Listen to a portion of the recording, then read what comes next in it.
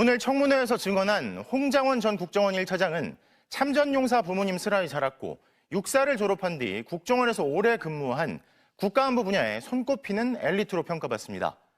홍 전 차장은 지난달 2차 계엄 가능성이 대단히 큰 상황이었다며 그 근거로 윤 대통령이 의지를 꺾지 않았다는 이유 등을 들었는데요. 정치인 등 체포 명령을 두고선 대통령을 좋아했고 명령을 다 따르고 싶었지만 대한민국이 그러면 안 되는 거 아니냐고 오히려 국회의원들에게 되물었습니다. 이기주 기자가 보도합니다.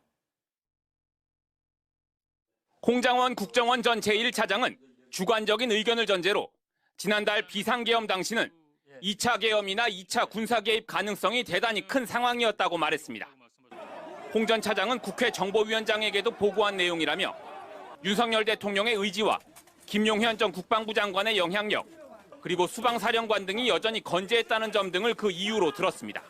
내란죄로 소추당할 수 있는가 하는 부분에 있어서의 위기와 불안감을 느끼고 있는 상황에서 3명의 사령관은 훨씬 더 강하게 군사적 개입에 홍 전 차장의 깜짝 발언에 여당인 국민의힘은 즉각 반발했습니다. 2차 계엄은 홍 전 차장의 개인적인 추정이라는 건데 여당의 반박과 야당의 재반박이 이어졌습니다. 어떻게 개인의 추정이나 판단에 의해서 제2계엄이 있을 수 있다고 그렇게 이 자리에서 말씀을 하실 수가 있습니까? 윤석열이라는 인적 요소를 보건대 제2계엄을 할 것 같다라고 판단하는 것은 매우 훈련되고 숙련된 정보관의 고급 판단입니다. 계엄 당일 밤 정치인 체포 지시를 따르지 않은 데 대해 홍 전 차장은 자신도 윤 대통령을 좋아하지만 도저히 수행할 수 없는 지시였다고 털어놨습니다. 저 대통령 좋아했습니다. 시키는 거 다 하고 싶었습니다. 그런데 그 명단을 보니까 그거는 안 되겠더라고요. 이런 가운데 당시 홍 전 차장이 조태용 국가정보원장에게 윤 대통령의 체포 지시를 보고했는지를 두고는 두 사람의 의견이 엇갈리며 공방이 벌어졌습니다. 방첩사에서 한동훈과 이재명을 잡으러 다닙니다 라고 말씀드리니까 내일 아침에 얘기하자고 말씀하셨고, 정치인뿐 아니라 무슨 체포 지시가 있었다는 얘기를 하지 않았습니다. 계엄 당일 홍 전 차장이 이재명, 우원식, 한동훈 등 주요 정치인에게 전화해 대피하라고 알려줬다는 일부 주장에 대해선 홍 전 차장은 세 사람 모두와 통화한 적 없다고 부인했습니다. 홍장원 전 차장님 안녕하십니까? 안녕하세요. 그리고 김익현 변호사님 안녕하십니까? 네, 안녕하세요. 사건을 맡고 계신 한 1년 지났죠? 마지막으로 나오신 게? 예, 1년 지났는데 자, 이번에는 곤란한 일로 나오셨습니다. 그러네요. 예. 예. 종합특검이 기소 방침이란 보도가 있었는데 아직 기소가 된 건 아니고요. 예, 그렇죠? 그렇습니다. 근데 제가 오프닝에서도 얘기했는데 이제 더 큰 위법을 단죄하자고 사후적으로 플리바겐도 하는데, 근데 이제 우리 홍정원 전 차장님 경우에는 플리바겐 같은 거 없이 내란 극복에 스스로 기여하신 건 명백하고 종합특검이 나름의 이유가 있어서 이러는 것 같기는 한데, 적어도 우리 홍 차장님의 기여 정도면은 자기 항변의 기회는 드려야 되는 거 아닌가? 적어도 공개적으로. 그런 차원에서 모셨습니다. 한 번도 지금 우리 홍 차장님의 항변을 들어본 적이 없기 때문에 아무도. 자, 우선 실제 기소할지는 모르겠습니다만 그런 방침이나 보도가 있으니까 그런 보도는 접하셨죠? 네. 그 보도에 대해서 어떻게 생각하십니까? 일단은 관련된 부분에서 얘기하기 전에 그 국장님 통해서 몇 번 그 제안을 받고, 또 저희가 몇 번 제안 드렸어요. 예. 예, 공장장께서 한번 얘기할 수 있는 기회를 주자. 예. 한번 들어봐야 되지 않겠냐라는 얘기를 하실 때마다 제가 전에 듣고 어떤 회의 들었냐면은 제 귀에는 그 사람 그럴 사람 아니야. 한번 불러다가 전후사정의 맥락을 한번 들어보자라는 그런 개인적으로는 그렇게 생각합니다. 예, 그런 저는. 느낌으로 받아들여져서 네. 야, 이게 정말 인간적인 신뢰나 믿음이구나. 한번 거기에 대해서 묻는 부분에 대해서 뭔가 좀 설명드리고 싶다라는 생각이 들었고요. 또 하나는 그동안 저를 격려해 주고 후원해 주셨던 분들이 굉장히 많은데 굉장히 많이 당황해 하시는 분들 많이 계신 것 같아요. 특히 아유 너도 할 수 없구나라는 어떤 좀 약간 낙심하는 부분에 있어서 실망감을 드릴 수도 있지 않을까 하는 부분에 있어 좀 우려도 있어서 한 지금 정도는 제 스스로 비록 사건과 관련돼 있는 피의자지만 제 개인적인 부분에 있어서의 입장을 좀 설명드리는 게 좋겠다라는 생각이 들었습니다. 예. 이게 저희가 내란 관여라고 피의자로 이제 특검이 지목한 사람에게 마이크를 드린 적은 없는데 홍장원 전 차장님한테는 마이크를 드릴 만큼의 기여가 있는 거 아닌가? 그 정도 기회는 줘야 되는 거 아닌가 싶어서 제가 모신 거고요. 개인적으로는 방금 말씀하신 대로 그 앞뒤가 맞지 않지 않나?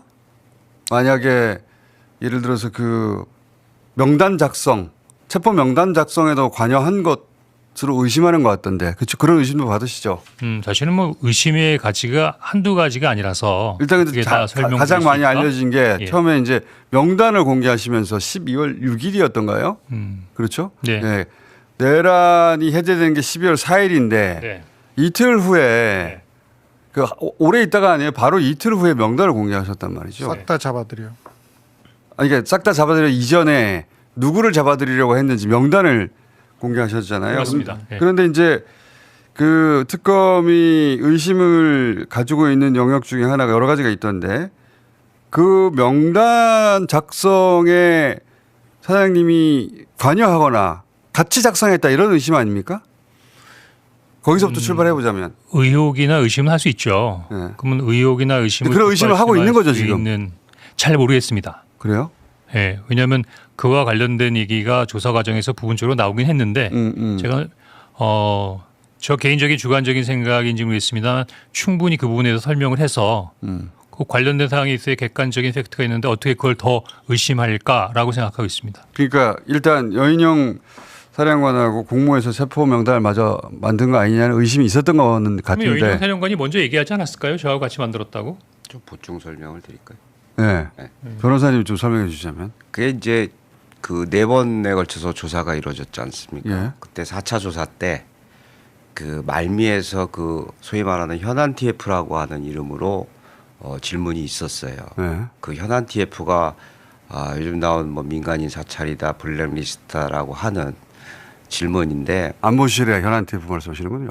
2차 전산. 국정원 내 국정원 국정원 2차장 산하에서 네. 준비됐던 땡땡 방첩단이 그 현안 TF. 현안 TF니 이 질문이 있었는데 거기서 나왔던 소위 말하면 대공 혐의점이 있다라고 하는 인물들 몇 명과 체포자 명단을 비교하는 질문이 있긴 있었어요. 근데 그 조사는 2차장 산하 업무이기 때문에 조기에 조사가 종료됐습니다.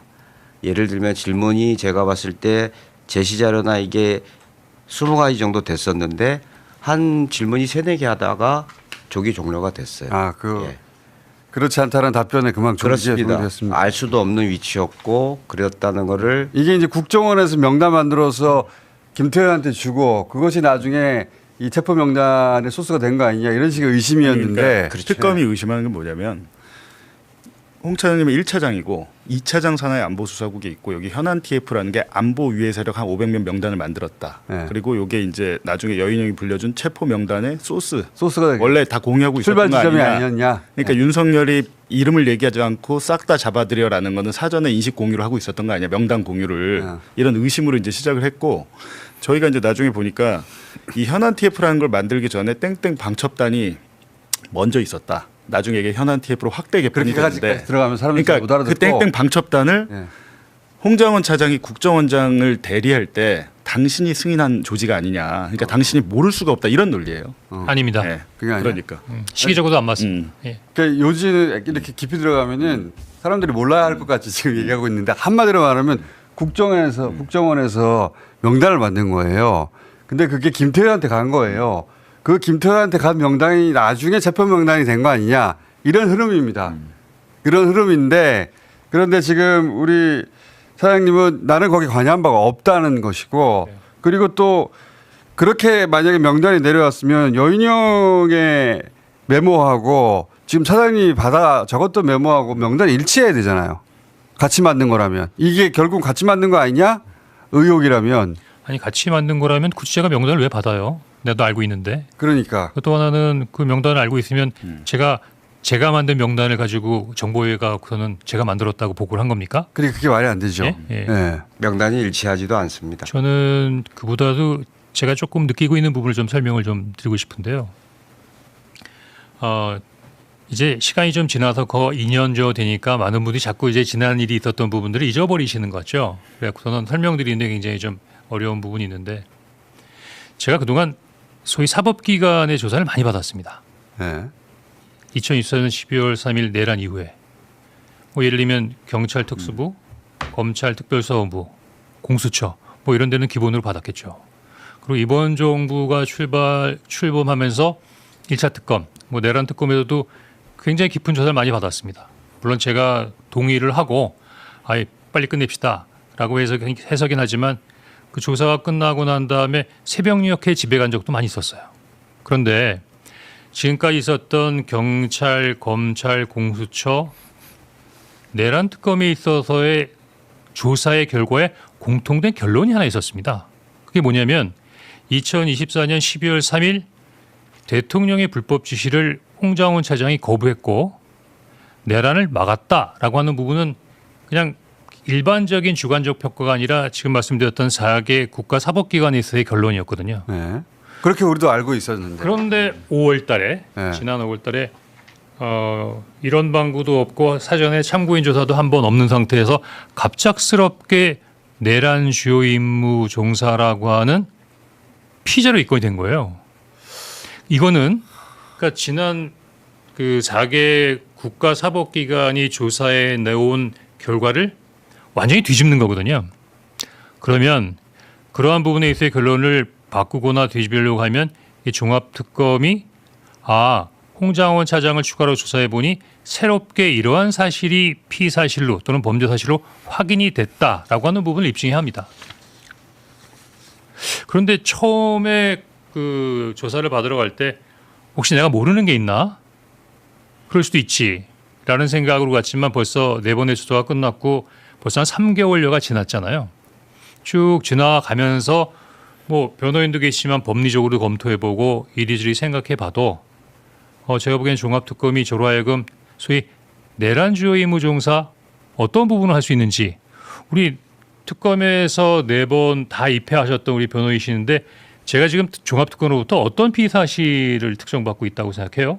기본적으로 혐의 사실은 사회를 보시면 안 돼요. 사회를 보시고 진행도 하셔가지고 답변할까요? 하십시오. 자, 기본적인 혐의 사실은 내란 주요 임무 종사라는 그거 하나입니다. 어떤 내란 임무에 종사했던 그 거예요? 행위로 의심되는 것들이 7가지 정도라는 7가지 행위를 행위, 했다. 7가지 행위가 어. 내란 주요 임무 종사라는 거고 혐의가 7개가 아니고 혐의는 하나인데 그 혐의에 의심이 가는 7가지 행위고 그 행위의 종합이 내란 임무 종사였다는 건데 뭐 어떤 행위를 말하는 겁니까? 예를 들면 언론에 나왔던 뭐 CIA 정당 CIA 그 계엄 정당화 문건 메시지 전달, 뭐 방첩사 컨택 구축 유지, 그 다음에 뭐 경찰청 상황실에 관한 문제, 뭐 최근에 나왔던 현안 TF까지. 근데 이제 사실은 피의 사실이라고 얘기했지만 지금 종합특검 쪽에서는 기소를 하겠다는 입장이 뭐 계속 유지가 되고 있는 것 같고 중간에는 영장을 치겠다는 얘기도 중간중간 나왔었는데 저희들은 오히려 그랬죠. 그냥 변호인으로서 영장 한번 쳐보라고. 한번 우리도 중간 검토를 한번 받고 싶다고. 근데 지금 생각은 영장 없이 불구속 기소한다는 얘기인데 공소장에 나와 있는 공소사실은 저희도 궁금합니다. 자, 그러면은 지금 보도된 것만 가지고 한번 여쭤볼게요. 우선 내란 당일날 지금 그 기조라면 내란 당일날 그 내란에 기여했다는 거잖아요. 의심은 그죠? 내란 계엄을 하는데 기여했다는 거 아닙니까? 말하자면 그래야 내란 주요 임무 종사가 되죠. 그러면 싹 다 잡아들여가 있었지 않습니까? 네. 싹 다 잡아들여 그리고 체포명단 받아서 위치 추적하고 이런 지시를 받으신 거죠. 네. 네. 근데 그날 여러 번 국회에 나와서도 말씀하셨지만 그때 국정원 그 고위직 정무회의가 있었는데 거기서는 이 싹 다 잡아들이라는 얘기를 안 했다는 거 아니에요? 네. 안 하셨다는 거죠? 네. 왜 안 하셨고 그 상황 좀 설명해 주세요. 방금 12월 3일 날 사항에 보면 한 4가지 정도 일정이 있는데요. 예. 대통령으로부터 전화 받고 전화 받고 여인영사령부터 체포 명단하고 위치 추적에 지원 요청 받고 받아 적고 예. 예. 그다음에 바로 이어서 정무직 회의를 합니다. 정무직 회의를 하고 이어서 정무직 회의를 했으니 밑에 있는 산하부서장 했고 그다음에 말씀드린 대로 산하장 부서장 회의가 끝나고 난 다음에 조태영 원장이 별도로 독대를 했죠. 독대하고 이 4가지가 알려진 예. 바인데 그다음에 또 한 가지는 사실 그날 저는 주요 임무 종사자가 그렇게 할 수 있나 모르겠습니다만 국회에서 비상계엄이 해제안이 통과된 다음에 01시 35분에 나갔더라고요. 차량 출입 기록을 보니까 바로 나갔습니다. 1시 35분에. 근데 왜 정무직 회의에서 그걸 안 했냐? 자, 아까 말씀드린 대로 그 대통령의 지시가 3가지잖아요. 예. 잡아들여, 체포, 방첩사에 대한 자금과 인원의 지원, 위치 추적. 근데 공교롭게 1차장인 저의 보유하고 있는 산하부서에는 이런 식의 임무를 수행할 수 있는 부서가 없었습니다. 예를 들면 체포조를 운영한다는 부분은 뭐 이미 안보수사국 같은 2차장 산하의 부서고 위치를 추적한다고 하면 과학부서인 3차장 산하고 예산이나 인원을 지원한다고 하면 기조실에서 했겠죠.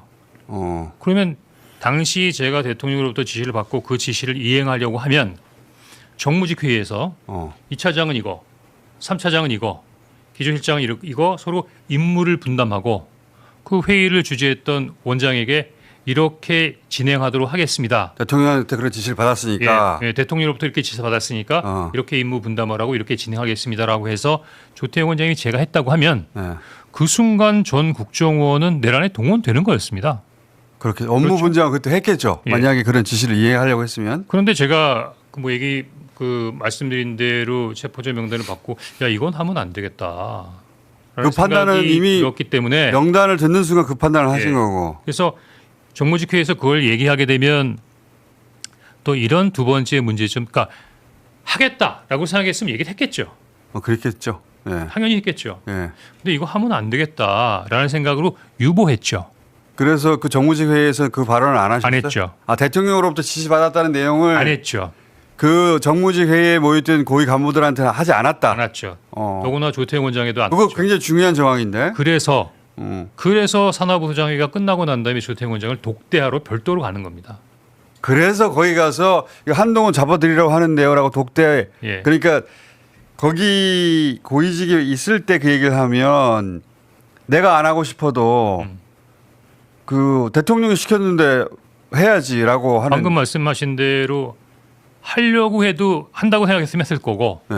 근데 안 한다고 생각했는데도 불구하고 얘기를 하면 제가 대통령이 이런 지시를 했는데 이건 하면 안 됩니다. 근데 어떤 나와 생각이 다른 정무직이 이거 대통령이신데 어떻게 안 합니까? 그렇지. 라고 하면 의견이 충돌하겠죠. 기조실장이나 다른 차장들이 무슨 소리냐고. 또는 나름대로 용산하고 좀 가깝게 지내는 분은 회의에서는 아무 말씀 안 하시더라도 끝나고 나간 다음에 바로 대통령한테 전화해서 홍장원 차장이 지금 대통령 이시를 하지 말자고 그러고 있는데라고 보고하지 않겠습니까? 그 시점은 아직 계엄 해제하기 전이에요. 그렇죠. 네. 4월 그러니까 그 다음에 2025년 4월까지는 10%는 윤석열 정권입니다. 그렇죠. 네. 그러니까 제 생각에는 그 명단을 받고 정무직 회의에 들어갈 때부터 이거는 일단 좀 굉장히 예민하게 다뤄야 했다는 생각이기 때문에 굉장히 신중했습니다. 더구나 그 정무직 회의 때 비상국무회에 갔다 왔던 조태영 원장도 그 회의를 갔다 왔던 얘기를 하지 않았기 때문에 정무직 회의 자체가 비상계엄 하에인데도 불구하고 특별한 내용이 논의되지 않았습니다. 다만 조태영 원장이 이제 외교부에서 오신 외부분이니까 비상계엄이 발령되게 되면 국정원은 어떤 일을 할 수 있어요? 왜냐하면 비상계엄 관련된 매뉴얼이 없습니다. 국정원에. 그렇구나. 예.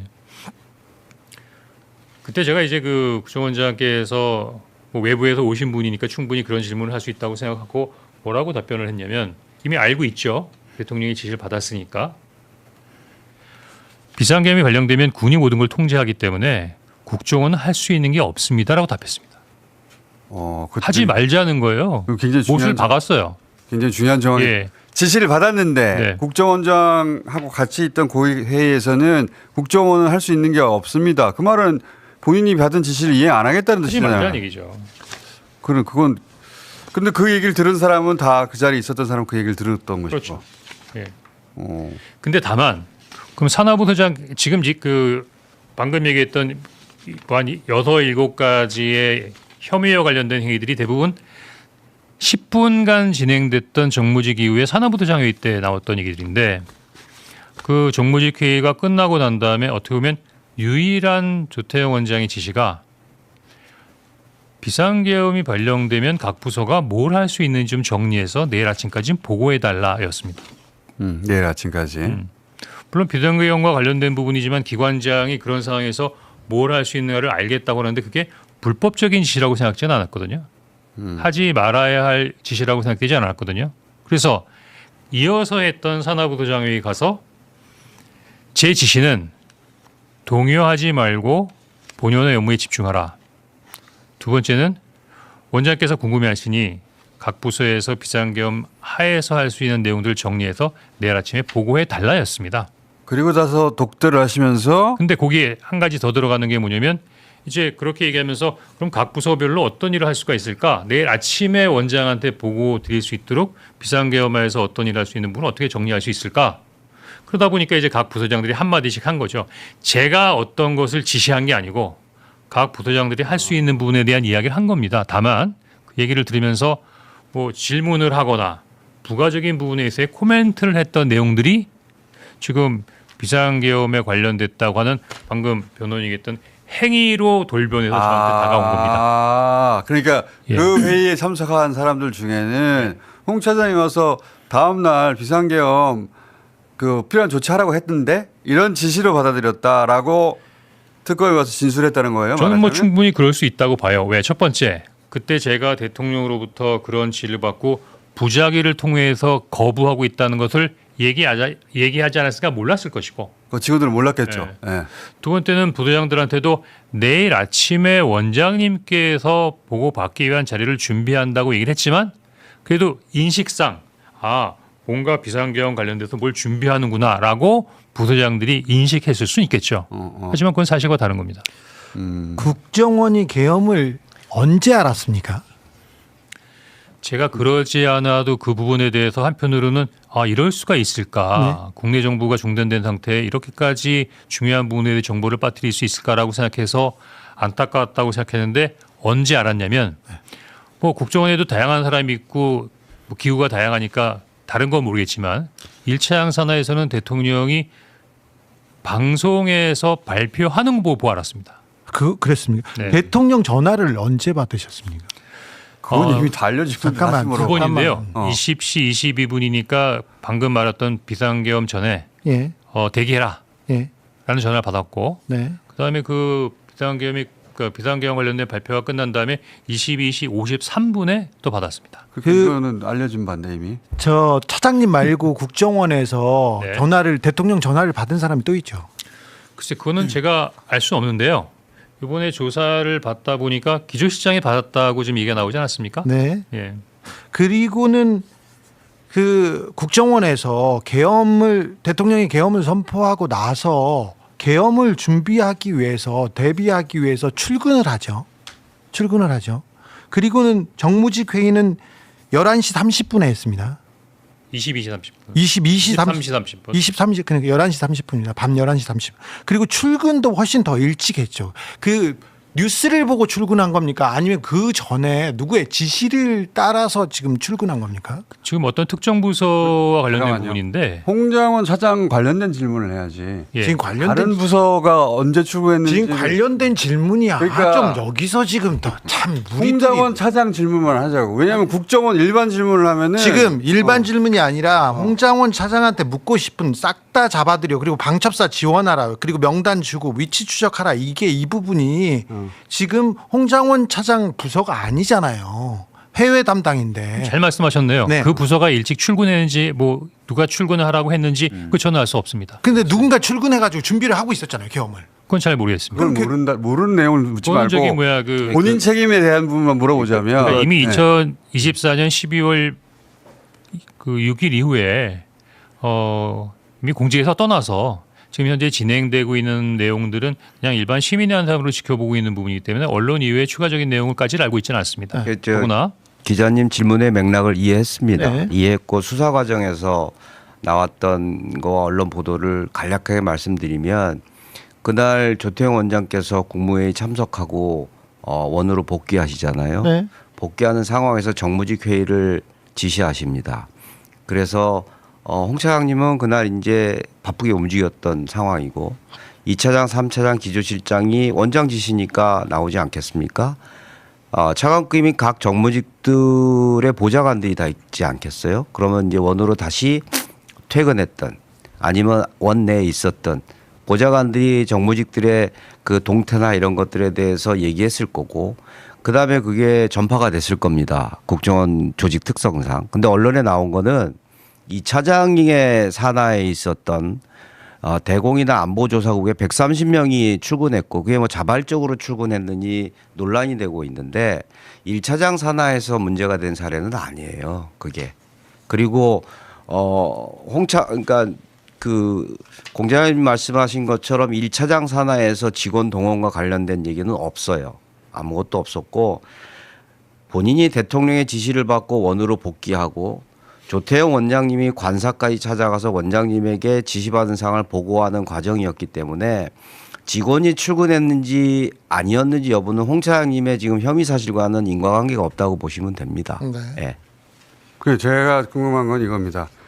이제 그 본인이 책임진 일들 그리고 본인이 한 행위에 대해서 물어보고 싶은데 국정원은 워낙 방대한 조직이기 때문에 그 차장님이 모르는 일도 일어났을 수 있고 그리고 본인한테만 대통령이 전화한 게 아닐 수도 있잖아요. 네.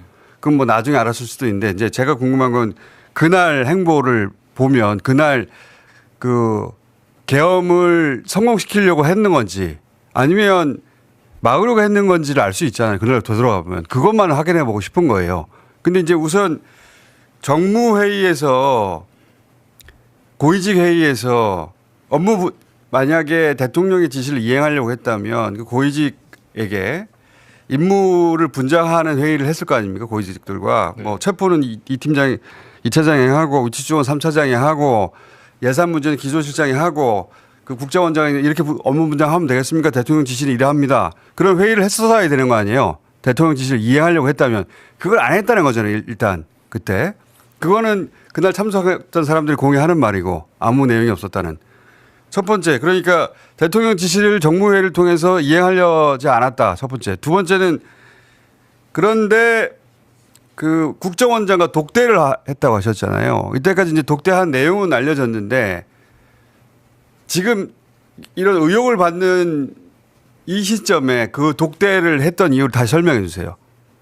그때 당시에 이제 국회에 나와서 뭐 모든 시간이랑 다 말씀하셨는데 그때는 그냥 흘려들었거든요. 근데 그러니까 정무직 회의 끝나고 산하부도장 회의 끝났는데 갑자기 왜 조태용 원장을 독대했냐? 다시 독대를 왜 다시 했느냐. 독대했냐?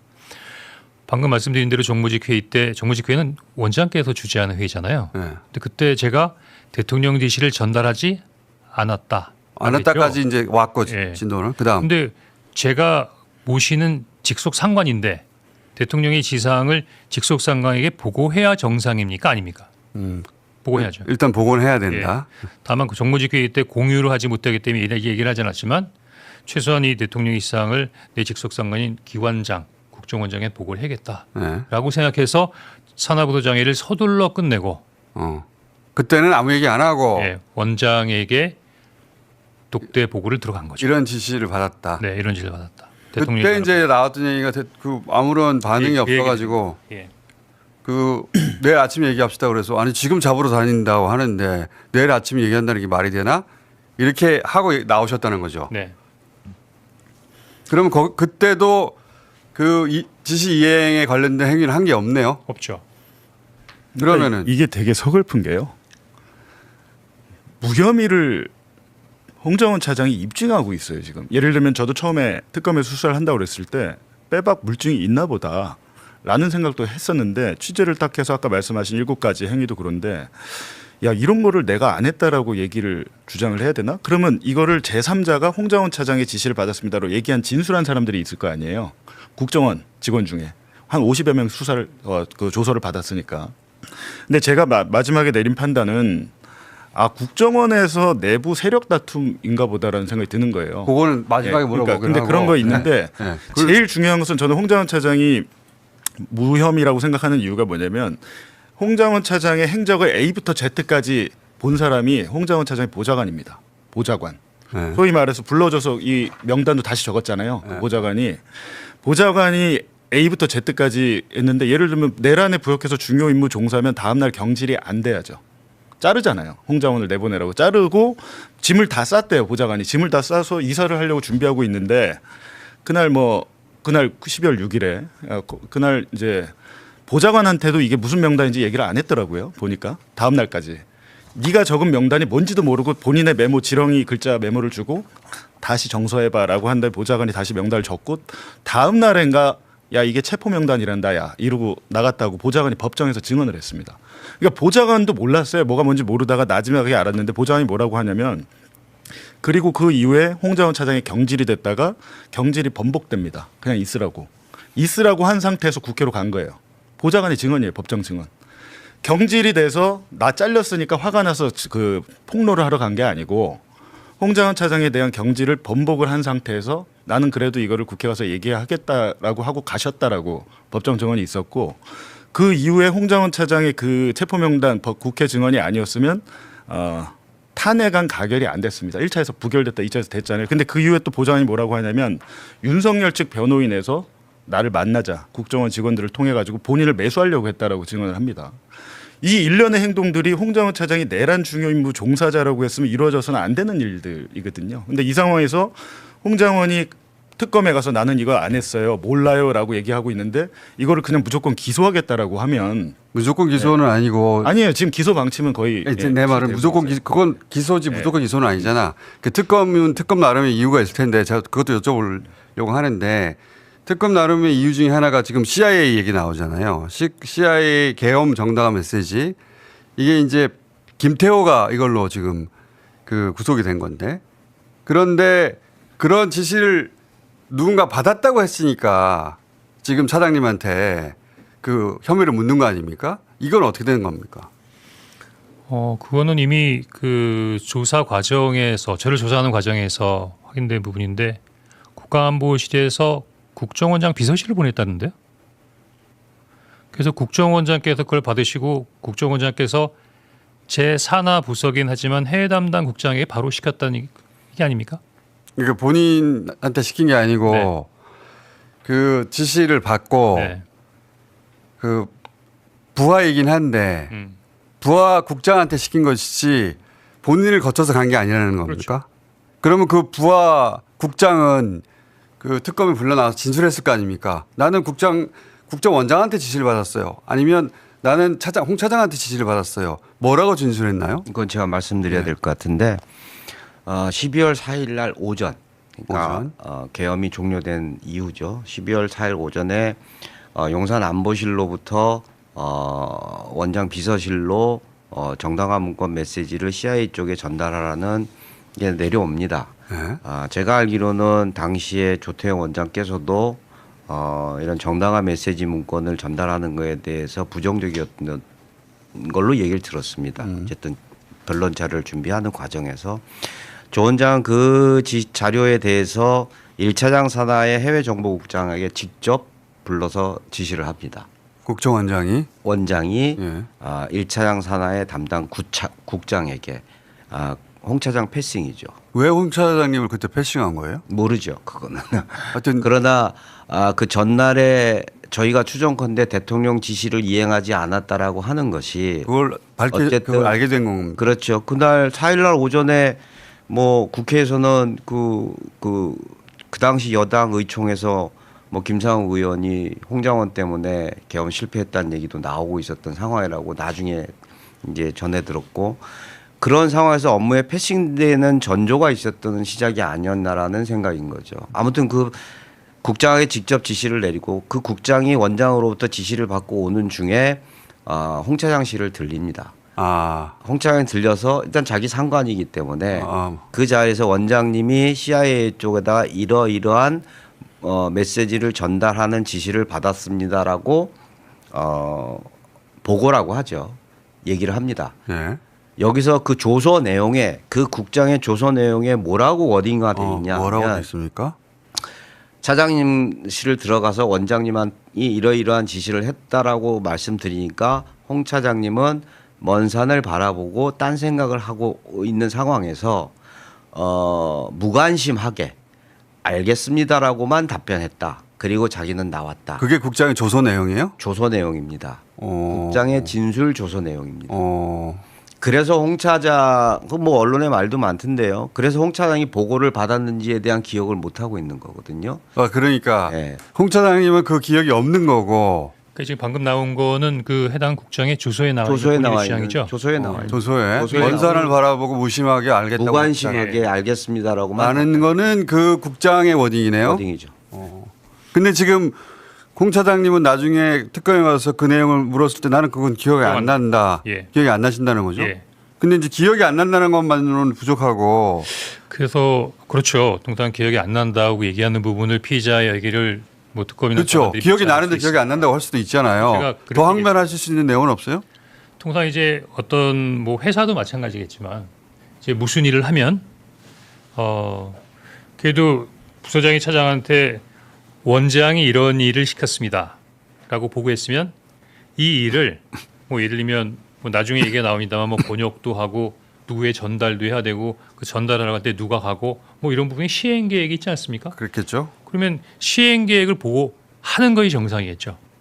또 하나는 그렇게 시행을 해서 시행을 한 결과가 있으면 아 우리가 이렇게 해서 전달했는데 그럼 전달했으면 그쪽에서 어떤 반응을 보이더라라는 결과 보고를 하는 게 통상적이지 않습니까? 그렇겠죠. 그러면 기본적으로 일단의 보고가 시작됐으면 최초 보고, 시행 계획 보고, 그다음에 결과 보고가 이루어지는데 어떻게 세 번의 보고를 통째로 다 그 세 번의 보고가 다 이루어졌다라고 진술서에 나와 있다고 하던가요? 아니요, 그거는 안 나와 있고 통상 원에서는 착수 보고, 집행 보고, 사후 보고 세 번의 보고가 이루어져야 되거든요. 근데 홍 차장님은 제가 이제 변론 준비를 하면서 기억 안 나십니까? 라고 했을 때 세 번의 보고가 이루어졌다면 기억이 안 날 리가 없다. 통상적으로는 착수, 실행, 결과 보고가 그렇습니다. 국정원에서는 있어야 되는데 그 세 번의 보고가 없었다는 얘기다. 네. 그렇다면. 예. 그리고 실제 그 세 번의 보고는 없었고 무슨 문건으로든 결과 보고가 없었기 때문에 저는 받아보지 않았다는 뜻입니다. 그게 이 아마 국정원장한테 원장께서 시키는 거니까 원장께 보고를 드렸겠죠. 그 이제 법리적인 건데 짧게 한 말씀 드리면 좋습니다. 그게 보고가 이루어졌다고 보죠. 근데 국정원처럼 상명하복 조직 속에서 그리고 차장은 원장을 보좌하는 보좌역일 뿐입니다. 법률적으로나 사실적으로나. 다만 원장이 직접 지시해 가지고 산하 국장에 지시한 내용을 원장 밑에 있는 보좌역 차장이 그거를 승인하고 제거할 법률적 권한이 있냐는 거예요. 상식적으로 되물어야 됩니다. 그게 제거하고 승인할 권한이 차장에게 원장이 지시한 사항에 대해서 그것은 그것도 법정에서 따지시는 게 맞는 것 같고 아니 조사하면서도 물었어요. 저희가. 상식적인 일반인의 상식선에서 궁금한 걸 또 여쭤보겠습니다. 계엄 해제 다음 날 경질되시죠? 5일날 경질되지 않으셨어요? 5일날 통보를 받았습니다. 그러니까 통보가 경질이죠 사실상. 예. 그러면 계엄 해제 하루 만에 경질되신 거잖아요. 네. 그 이유는 뭐라고 들으셨나요? 만약에 내란에 관여하고 개입했는데 하루 만에 경질한다는 게 말이 안 되는 거 아닌가? 그렇죠.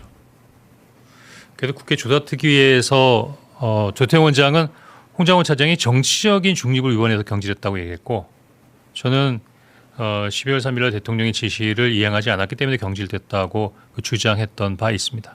그리고 주진희 기자가 물어봤던 다른 사람들 고위직 중에 다른 사람들이 대통령한테 직접 그러니까 지금 대통령한테 직접 다 잡아들여 이 전화를 받으셨는데 윤석열이 그 이후에 그 정무회의에 들어갈 만한 고위직에게 다른 사람에게 유사한 지시를 하거나 혹은 다른 지시를 한 내용 그때는 모르셨는데 종합특검을 시작하기 전까지는 뭐 그러한 사항에 대해서는 알지 못했습니다. 못했는데 이제는 알고 계신 게 있습니까? 누구한테 연락을 했답니까? 정확히 12월 3일 날 3일 같은 11시 날이 57분이죠. 직후네요. 그러니까 연락한 직후예요. 그러니까 원장 독대에 들어가기 직전이죠. 그렇죠. 근데 네. 윤석열이 두 번째 전화한 직후인데 1시간 뒤입니다. 1시간 뒤에요? 10시 53분에 대통령의 전화는 10시 53분에 홍 차장님이 받으셨고 네. 정확히 그 1시간 뒤죠. 11시 1시간 뒤에 7분에 대통령의 직접 혹은 계엄사를 통한 순차 지시를 통해서 기조실적으로 연락이 옵니다. 기조실. 예, 내용은 계엄사에 파견할 인원을 선발해서 명단을 빨리 넘기라는 내용이었습니다. 체포하고는 다른 이야기네요. 다른 이야기죠. 어쨌든 다른 갈래의 명령을 직접 내렸다. 그렇지. 별도 라인이 움직였다는 거죠. 그 얘기는 저희 변호인 입장에서는 홍 차장이 대통령 지시에 관해서 적어도 1시간 동안은 움직이지 않았던 거 아니냐. 그래서 계엄사 쪽에서는 인사를 책임지고 있는 기조실 쪽 대통령이 직접이건 순차 지시에 의해서건 그쪽으로 직접 연락이 간 거 아니냐라는 거. 이 질문에 대해서도 특검은 답변을 해보라는 거예요. 그러니까 정무회의에서 그러니까 지시받은 내용을 이행했다면 기조실장이 뭐 알고 있어야 갈 리가 되는데 없습니다. 갈 리가 없죠. 그 인사와 예산에 관한 그 업무 분장을 전혀 안 했기 때문에 안 움직이니까 기조실장한테 따로 연락이 간 것이다. 이렇게 이제 이해하시는 거구나. 그렇습니다. 그리고 국회로 가신 거 있지 않습니까? 6일. 그러니까 경질이 해제가 된 다음 날 경질이 되셨고 경질 통보를 받으셨고 경질 통보를 받은 채 그 국회에 가서 명단을 공개하셨잖아요.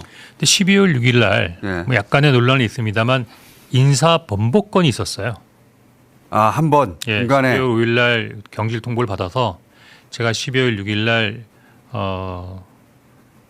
저희 간부들과 송별 간담회가 끝난 이후에 조 원장께서 그냥 당분간 좀 그냥 있자라는 식으로 송별회까지 하고 나서 네 인사 번복을 했기 때문에 사실은 해임된 상태에서 국회 간 건 아니고 그러니까 해임된 줄 알았는데 다시 번복된 상태로 가신 거네요. 일단 조 원장으로부터는 그렇게 통지를 받았던 것 같습니다. 그러면은 지금 다시 되돌아보면 계엄 다음 날 당연히 그 홍장원이 나의 지시를 이행하지 않았다는 걸 윤석열이 알았을 거 아닙니까? 그렇겠죠. 하루 지난 다음에 분명히 알았겠죠. 그러니까 예를 들어서 그 홍장원이 그런 얘기 했어 하고 국정원한테 물어보면 바로 나오는 거잖아요. 그러니까 그래서 경질된 거라고 지금 이해하시는 거죠. 저는 그렇습니다. 그리고 나서 이유는 알 수 없으나 다시 번복됐고 그런데 번복된 채 그 6일 날 국회에 가신 거 아닙니까? 근데 그 이유는 뭐냐면 6일 날 아침에 예. 조선일보에 특종이 나왔어요. 윤석열 대통령이 홍장원 차장한테 정치인 체포 지시를 했다는 내용의 헤드라인이 뜹니다. 아하. 예, 그러니까 이제 12월 6일 날 아침에 조선일보의 이 특종 보도가 어떻게 보면 용산을 발칵 뒤집어 놓은 거죠. 이 상태에서 홍장원 차장을 경질한다는 부분을 진행하기가 좀 부담스러우니까 인사를 번복하지 않았나? 저는 그렇게 추정합니다. 지금 그렇게 추정하시고 네. 그럼 국회에 가서 명단을 이제 공개하신 거는 그때는 윤석열이 탄핵되기 전이고 국힘은 탄핵을 막겠다고 할 때였고 당연히 윤석열 체포되기도 전이고 그리고 여전히 2, 3차 계엄 우려가 있던 때고 그리고 그 당시는 혹시 특전사령관, 수방사령관이 2차 계엄해도 병력 동원하지 않겠다고 말한 걸 모르셨죠 그때는? 몰랐습니다. 시간상으로는 그 앞이니까 당연히. 그러니까 계엄에 동조했고 명단을 본인이 작성했고 그리고 업무 분장을 했으면은 그 상태에서는 박성재 한덕수처럼 행동했어야죠. 저는 그래서 이 무혐의라고 생각하는데 그게 자연스럽지 않습니까? 계엄 이틀 후인데. 예, 저는 뭐 지금 그렇게 주장을 하고 있는 중입니다. 계엄 이틀 후인데 이때는 그러면 쭉 그 계엄 주요 임무에 종사했으면 박성재처럼 한덕수처럼 행동했어야지 그 자기가 작성한 명단을 국회에 가서 깐다는 게 말이 안 되지 않나요? 라고 저는 특검이 묻고 싶은데 특검이 그래도 공적 기관이고 거기 상식이 있는 그 법조인들이 모여서 기소까지 간다고 하면 이유가 있을 거 아닙니까? 변호사님은 어떻게 그 이유를 이해하십니까? 궁금합니다. 수용하기가 어렵고 동의하기 어렵습니다. 그래도 특검이 주로 혐의를 두는 부분이 있을 거 아닙니까?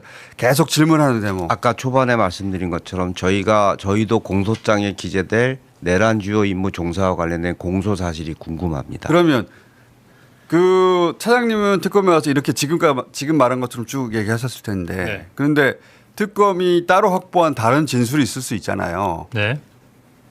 그래서 이제 이 사람은 당사자니까 자기 죄를 부인하는 것이고 다른 사람들 뭐 국장이 됐든 누구든 다른 국정원 관계자들의 얘기를 들어보니까 이 사람은 처음에는 계엄에 관여했다가 나중에 이게 해제되고 분위기가 나쁘니까 입장 바꾼 거 아니야? 이렇게 의심하는 것처럼 보이거든요. 그렇게 의심하는 것처럼 보이는데 그러면 그 앞단에 아니 홍장원은 계엄에 관여했다니까요 라고 말하는 사람이 있었다는 거 아닙니까 지금? 그런가 보죠. 아니요. 그렇게 직접적으로 진술한 사람은 없었습니다. 근데 이제 종합하면 그렇게 의심될 만한 정황이 있으니까 기소한다는 그러니까 정황 증거나 이런 걸로 종합해서 판단할 수 있을지는 모르겠는데 수사를 받으면서 저희가 제시받았던 물증은 실무관들이 만들었던 그 다이어리 그거하고 모 국장, 그러니까 모 국장과 모 실무관의 진술이 전부였어요. 근데 그 모 국장의 그러니까 홍 차장 쪽 입장에서 불리한 진술. 그런데 그분들이 불리한 진술을 딱히 할 이유가 있습니까? 있는 그대로 얘기하지. 뭐 있을 수 있다고 봅니다. 어떤 이유가 있을 수 있습니까? 왜냐하면 국장이라고 하는 직책은 1급 공무원들이에요. 네. 실제로 야전 사령관 같은 직책이기 때문에 자기 국으로 돌아가게 되면 실제로 굉장히 많은 재량을 갖고 움직입니다. 국장 같은 경우. 그리고 차장 정무직 회의 부서장 회의에서 나오지 않은 얘기라 하더라도 국장이 자기 산하 부서에 가가지고는 독자적인 의견이나 명령을 내릴 수가 있어요. 그 국장들이 조사를 받으면서 밑에 실무관들이 만들었던 다이어리 내에 자기가 오해받을 수 있는 지시나 이런 것들이 발견이 됐다면 그걸 피하기 위해서 홍장원이 시켰다? 뭐 그럴 수 있지 않겠습니까?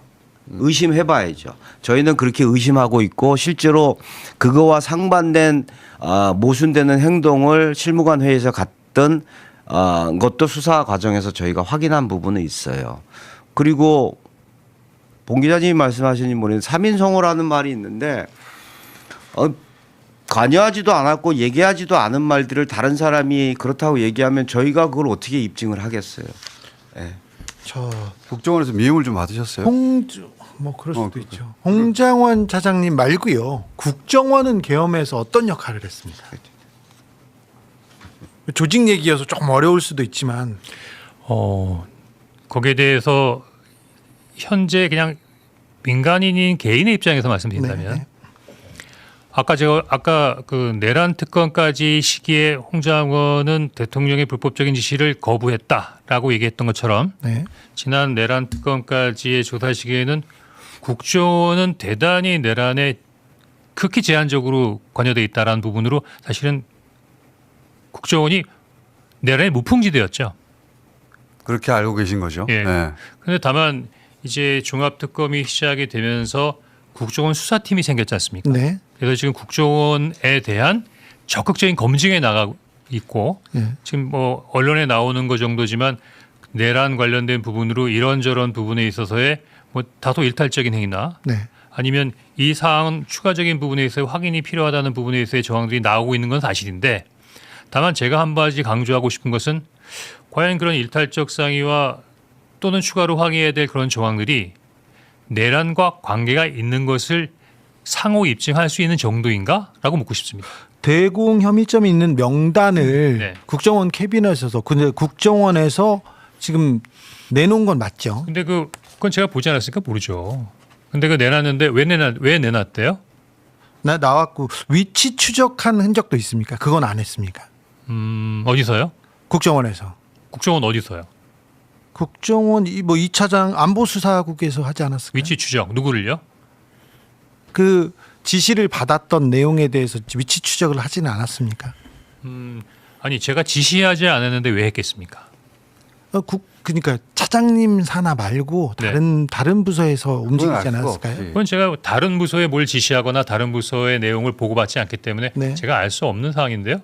방첩사를 지원하라는 얘기가 있었는데 실제 방첩사를 국정원에서 지원한 내용은 안 나왔습니다. 제가 알기로는 없습니다. 그렇습니다. 다만 최근에 확인된 바에 따르면 뭐 계엄사에 뭐 인력을 파견하는 부분에 있어야 내용이 있었다는 얘기는 들었지만 추가로 근데 지금 방첩사나 경찰이나 외교부나 국방부나 유관기관하고는 다 나름대로 협조 관계를 구축하고 있죠. 다만 그런 협조 관계를 구축하고 있는데 방첩사의 내란과 관련돼서 어떤 내용을 지원했다? 그런 얘기는 못 들어본 것 같습니다. 그 차장님이 관여했다고 저는 생각하지는 않는데 국정원은 계엄에 관여를 했고 이미 출근을 해서 보고서를 12시 경에 12시 경에 이미 보고서를 쓰고 인력 파견에 대해서 근데 그 관련된 내용은 제가 일단 알 수 없는 상황이고요. 네. 왜냐하면 다른 부서의 어떤 그런 업무 부분인데 구체적인 사실까지 보고받지 않으면 차장이 어떻게 알겠습니까? 그리고 다만 네. 지금 그런 정황이 나타난 부분을 내란 상황에 있어서의 어떤 일타점 회의를 확인했다 정도까지는 제가 보기에는 받아들일 수 있겠습니다만 네. 아직까지도 저 생각은 방금 말씀드린 대로 국정원이 총체적으로 예. 조직적으로 깊게 관여했다? 그렇게 되기 위해서는 반드시 조건이 하나 있습니다. 무슨 뜻이냐면 어떤 기관이 조직적으로 개입되다는 부분은 지휘 체계가 움직였다는 뜻이거든요. 네. 예. 그러면 국정원이 지휘 체계의 지휘를 통해서 내란에 관여됐다고 하면 아까 방금 말씀드렸던 23시 30분에 각 차장이 원장과 함께 주재하는 정무직 회의에서 내란 관련된 부분에서의 협의가 있어야 되고 그와 관련된 지시가 이루어져야 국정원이 조직적으로 개입되는 거 아닌가. 예. 그래서 조직적으로 개입했다는 부분에 있어서의 판단과 과정에 있어서의 일탈정의가 있다라는 부분에 있어서 두 가지를 좀 분리해서 생각해야 되겠다. 변호사님 말씀드리겠습니다. 국정원 기조실하고 2차장실 안보수사국은 움직임이 보이죠? 그걸 왜 저한테? 아니 그러니까 변호사님이 보셨을 거 근데 아니에요? 제가 제 기자님 말씀하신 이해했습니다. 네. 근데 제가 하나 역질문을 드리고 싶은 게요. 특검에 대한 제가 수용하기 어렵고 동의하기 어려운 지점은 현미경 들여다보듯이 사건을 보고 있는 부분들이 많다는 거예요. 지금 그 부분에 있어서도 그러면 내란 주요 임무 종사가 국정원이 전체적으로 성립이 되려면 내란 우두머리인 대통령의 지시가 국정원 전반적으로 내려진 지시가 뭔지를 특정해야 됩니다. 그냥 냄새만 피우고 연기만 피워요. 대통령 우두머리엔 대통령의 지시가 뭐였냐? 그날 추정되는 대통령의 지시는 국무회의에 참석했던 조태영 원장님에게 갔을지도 모르는 지시. 홍장원 차장에게 공개된 바와 같이 전화로 방첩사에게 잡아들이라는 지시. 그 두 개밖에 밝혀지지 않았어요. 근데 지금 언론이나 아니면 수사 내용에 대해서 나오는 거는 도대체 국정원 조사했다는 거에 대해서 자신감들 드러내는데 대통령의 지시가 뭐였냐라는 걸 특정을 안 하고 있습니다. 잠깐만요. 이거는 이 자리에서 할 얘기가 아닌 것 같고요. 주제가 다른 주제예요. 왜냐하면 이거는 홍장원이 아니라 국정원이라는 단위가 조직으로서 관여했는가에 대한 그 이야기는 또 다른 주제고 오늘의 주제는 홍장원이 받는 혐의는 정당한가. 근데 제가 왜 이렇게 열을 올리려고 하냐면 국정원 수사의 입구에 홍 차장이 늘 있습니다. 그래서 연결하려고 하는 것 같아요 보니까. 저는 그거를 받아들이기 어렵다는 겁니다. 그건 이해했습니다. 이해했고 홍장원 차장님 오늘 아시는 건 대체로 얘기하신 것 같은데 그죠? 핵심적인 대목은.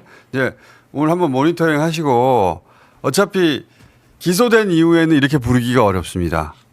그러니까 기소되기 전에 내가 이 대목은 해명했어야 되는데 못했다 싶으면 한 번 더 모실 수 있어요. 예. 그러니 오늘은 여기까지 해놓고 그리고 국정원 일반에 관한 그 의혹이 있다면 그건 저희가 또 별도로 다루기로 하겠습니다. 예. 오늘은 여기까지 하고 방송을 다시 한번 모니터링 하시고 이건 내가 빼먹었다거나 아니, 중요한 대목인데 다시 얘기하고 싶다. 그러면 다시 연락 주십시오. 한 가지만 얘기하고 끝낼까요? 짧게 하셔야 됩니다. 아 그래요? 예, 다음 밀려가지고 이제. 그러니까 예를 들면 어느 날 뭘 했다라고만 얘기하면 그것만 크게 보이는데 12월 3일 날 대통령이 지시를 거부했습니다.